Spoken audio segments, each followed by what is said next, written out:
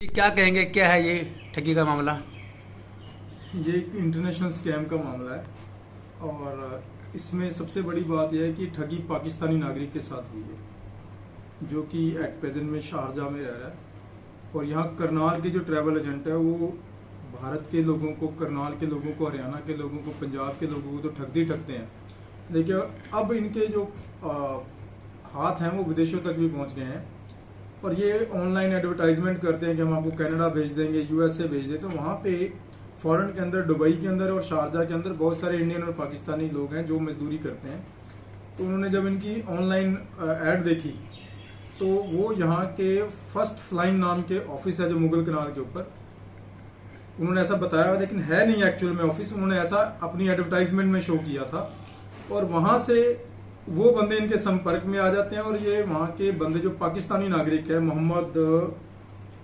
शाहिद मोहम्मद सियान, ये शाहिद मोहम्मद सियान है, ये सियालकोट डिस्ट्रिक्ट का रहने वाला है, डस्का इसकी तहसील है और ये वहाँ का रहने वाला है। तो ये मेरे कॉन्टेक्ट में कैसे आया, जो मेरे इंटरनेशनल लेवल पे प्रोग्राम चले ह्यूमन राइट्स के ऊपर, सिखिज्म के ऊपर आम मेरे चलते हैं, तो वहाँ से, वहाँ के गुरुद्वारे से इसने वहाँ से कहीं से कॉन्टेक्ट लिया और कहता है कि हमें यकीन है कि आप हमारी मदद करोगे और मेरे साथ ऐसे ऐसे ठगी हुई है। और करनाल के लोग हैं, ये उनका नंबर है, ये उनका लोकेशन जो उन्होंने मेरे एड्रेस भेजा, ये एड्रेस है, आप उसकी मेरी मदद करो। कितने पैसे की ठगी और आपने अपने स्तर पर किस तरह की कार्रवाई की है? 2 लाख रुपए की तकरीबन ठगी उस नागरिक से की है। तो इसमें देश की डिग्निटी का भी सवाल है, हमारे देश की, एक मुल्क होता है ना, उसकी इज्जत का भी सवाल है। क्योंकि जब आप इंटरनेशनल लेवल पे जाते हैं तो देखो, मेरे को एक विवेकानंद जी की बात याद है, वो जापान जा रहे थे। तो जापान जा रहे थे तो एक उन्होंने वो खरीदा अपना, क्या कहते हैं उसको, संतरा। तो संतरा जो जिससे लेना था ना, वो संतरा दे के नहीं गया, वो वैसे ही भाग गया। तो एक सामने नागरिक बैठा था, उसने कहा कि ये मेरे देश की डिग्निटी का सवाल है, ये देश की मेरी हानि होगी, क्योंकि एक आदमी ने पैसे तो ले लिए पर वो दिया नहीं। विवेकानंद जी जब इंडिया जाएंगे तो ये बोलेंगे कि यार जापानीज ने मेरे साथ धोखा किया है, मेरे साथ ठगी की है। तो उसने पूरा संतरों का टोकरा लेकर विवेकानंद जी को दिया था। तो वहां से क्या होता है कि एक जो देश की प्रेम की भावना है वो उत्पन्न होती है। जब इस व्यक्ति ने मुझे फोन किया कि सर आप मेरी मदद कीजिए, मैं ऐसे ठगी का शिकार हो गया हूं, तो मेरे को भी लगा यार इसकी मदद करनी चाहिए, ये हमारे मुल्क की इज्जत का सवाल है। तो मैंने इसकी मदद की। मैंने अपने लेवल पे 482, इन्होंने मुगल कनाल का ऑफिस का एड्रेस बताया है, लेकिन वो एड्रेस जो था फेक था। 482 मुगल कनाल एससीओ है ही नहीं है, 450 तक शायद नंबर है, यहाँ पे है ही नहीं है।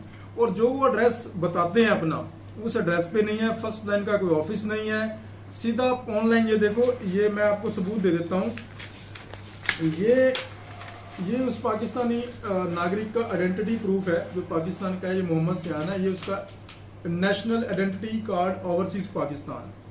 और यहाँ से उसकी ये व्हाट्सएप चैट है जो यहाँ के ट्रैवल एजेंट मनजीत सिंह, पायल गुप्ता और मन्नत सिद्धू के साथ हुई, जो अपने आप को मुगल कनाल में फर्स्ट लाइन का प्रोपराइटर बताते थे। उसके बाद ये कैसे पैसे देते हैं, जैसे ये कनाडा गवर्नमेंट का लेटर है, कनाडा गवर्नमेंट का लेटर जो फेक बनाया गया, बिल्कुल ये फेक लेटर बना के इसको बोलते हैं जॉब कंफर्मेशन लेटर। आप 50,000 रुपए भेज दो, ये आपका जॉब कंफर्मेशन लेटर आ गया।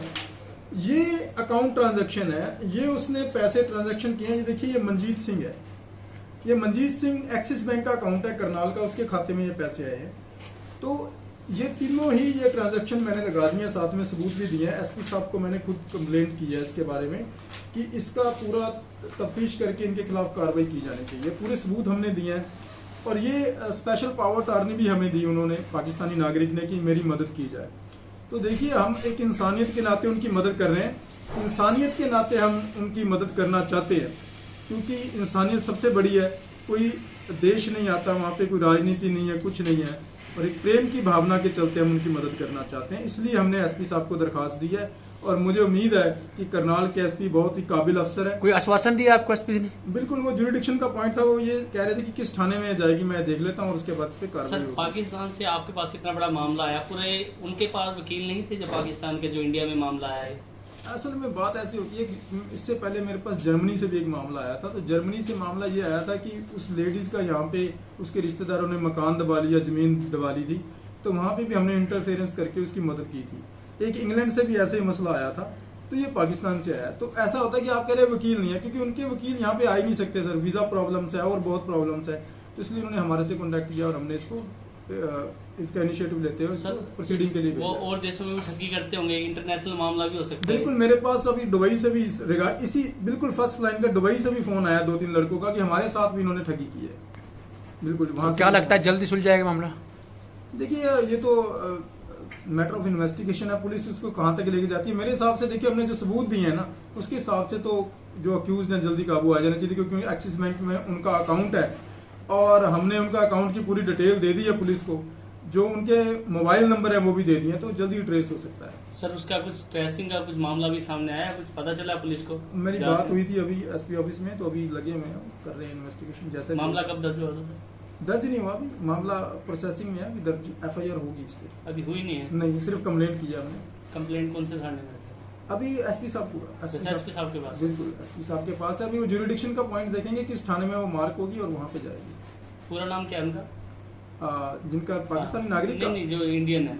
मंजीत सिंह है, पायल गुप्ता है, मनत सिद्धू है, 3 है ये। 3 लोग हैं। 3 लोग हैं जो आगे फ्रंट पे है। अब ऑफिस के पीछे कौन है, क्या क्या कर रहे हैं, कैसे? नाम तो इंडियन है, इंडियन ही हो। बिल्कुल इंडियन है जी। मंजीत सिंह, इसका अकाउंट एक्सिस बैंक में, अकाउंट तो आपको पता है कि सिटीजन का ही खुल सकता है। तो क्या लगता है इनका तार जो है विदेश से जुड़े होंगे?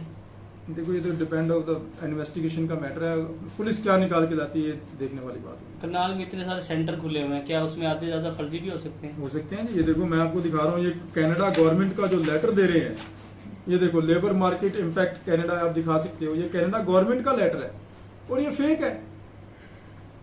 गवर्नमेंट के लेटर ही देखिए, इंटरनेशनल स्कैम है ये तो बहुत बड़ा, और लोगों को लूटने का साधन है। ये देखो, labour department Canada job confirmation letter दे रहे हैं, ये सब कुछ दे रहे हैं। ये देखो, तो ये कनाडा गवर्नमेंट से प्रोवाइड, ये देखो कनाडा गवर्नमेंट ने पता नहीं दिया है कि नहीं दिया। मेल से कुछ भी, इसको कंप्यूटर से स्कैन करके कुछ भी किया जा सकता है। वो तो टाइपिंग हो सकती है, कुछ भी सर। कुछ भी हो सकता है। यानी जो धोखाधड़ी का मामला, लोग अपनी जमीन बेच के, घर बेच के बाहर जाते हैं, उनके लिए एक ये मामला जरूरी है कि संज्ञान में आना कहता हूँ, चाहिए। जो भी जाना चाहता है विदेश, अगर उसका सपना है विदेश जाने का, तो गवर्नमेंट ऑफ इंडिया ने बहुत अच्छे सेंटर बनाए हुए हैं जो इंडियन गवर्नमेंट से एफिलेटेड सेंटर है, वहां पे जाके अप्लाई करें, वो ज्यादा बेटर रहेगा। अब तो बिजनेस बन चुका है सर, करनाल में तो पूरा हब बन चुकी है। बिजनेस के साथ साथ ये स्कैम का एक बहुत बड़ा अड्डा बन चुका है। लोग